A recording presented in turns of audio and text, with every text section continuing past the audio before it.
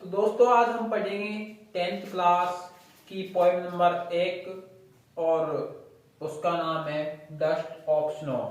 Dust of snow का मतलब होता है बर्फ की धूल। क्या होता है? बर्फ की धूल। तो देखिए दोस्तों, यहां पर डस्ट ऑफ स्नो का मतलब बर्फ की धूल होता है। क्या बर्फ की धूल होती है? क्या बर्फ की धूल होती है?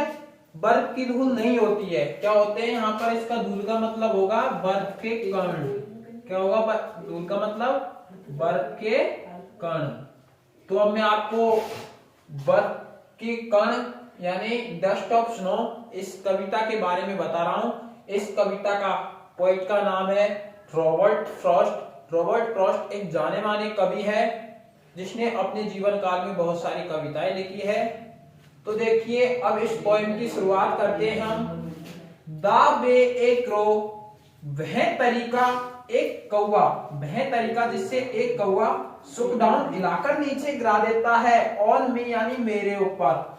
इसका मतलब है कि जिस तरीके से एक कौवा हिलाकर नीचे गिरा देता है मेरे ऊपर। अब मेरे ऊपर क्या गिरा देता है? द डस्ट ऑफ स्नो, बर्फ के कुछ कण। जिस तरीके से एक कौवा नीचे हिलाकर गिरा देता है बर्फ के कण मेरे ऊपर। अभी बर्फ के कण कहां से गिराते हैं? देखो, from a hemlock tree, hemlock tree पेड़ से बर्फ के कण एक कौवा जिस तरीके से मेरे ऊपर गिरा देता है। तो कभी यहां पर कहना चाहता है कि एक हेमलॉक ट्री है, जिस प्रकार से एक हेमलॉक ट्री और एक कौवे को अशुभ का संकेत माना जाता है कि भाई एक कौवा, और हेमलॉक ट्री होता है एक बेसेला वृक्ष जिसे हम धतूरे का वृक्ष भी कहते हैं। तो एक कौवा और हेमलॉक ट्री को अशुभ का संकेत माना जाता है, लेकिन यहां पर कभी इनके अगेंस्ट जा रहा है कि भाई कौवा और हेमलॉक ट्री अशुभ का संकेत नहीं है मेरे लिए।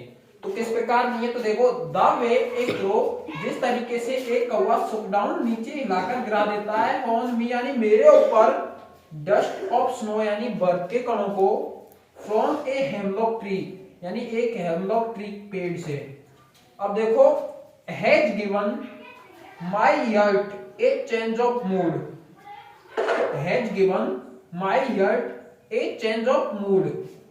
यहां पर कवि कह रहा है कि जो कौवा है जिसने मेरे ऊपर एक हेमलॉक ट्री से बर्फ के कणों को गिरा दिया, जब गिराते समय उस समय कवि के मन में क्या चल रहा था? एक नेगेटिव थिंकिंग चल रही थी। क्या चल रही थी? नेगेटिव थिंकिंग चल रही थी। बुरे बुरे विचार आ रहे थे। वो बिल्कुल उदास था, अपसेट था। जिस समय ये बर्फ के कण कवि के ऊपर गिरते हैं उस समय हैज गिवन माय हार्ट, मेरे हृदय को दे दिया जाता है ए चेंज, एक बदलाव, यानी उसके हृदय में एक बदलाव आ जाता है ऑफ मूड यानी मन स्थिति का, उसके हृदय में एक बदलाव आ जाता है, यानी उसकी थिंकिंग नेगेटिव थी वो पॉजिटिव हो जाती है। एंड सेव्ड सम पार्ट, और बचा लेता है सम पार्ट यानी कुछ हिस्सा ऑफ ए डे, उस दिन का। और वो एक जिस दिन उसके मन में नेगेटिव थिंकिंग चल रही थी उस दिन का कुछ हिस्सा बचा लेता है, यानी आधे दिन को वो बचा लेता है। आई हैड ड्यूड, और उसने आधा दिन क्या कर दिया था? मैंने आधा दिन पछतावे में निकाल दिया था, यानी उसके मन में जो अपसेट था वो मन से अपसेट था। तो उसने अपसेट होते हैं तो सभी पछतावा करते हैं, तो आधा दिन उसने पछतावे में निकाल दिया, लेकिन आधे दिन को उस कौवे ने क्या कर दिया? उस कौवे ने आधे दिन को बचा लिया। तो इसलिए जो कौवा है और जो हेमलॉक ट्री है कवि के लिए एक बेस्ट थिंकिंग है। कह रहा है कभी कि भाई कौवा और हेमलॉक ट्री अशुभ का संकेत मेरे लिए नहीं है, चाहे दुनिया कैसे भी माने। कौवा और हेमलॉक ट्री एक अच्छी पॉजिटिव थिंकिंग है। धन्यवाद दोस्तों, उम्मीद है आपको ये पोएम समझ में आई होगी।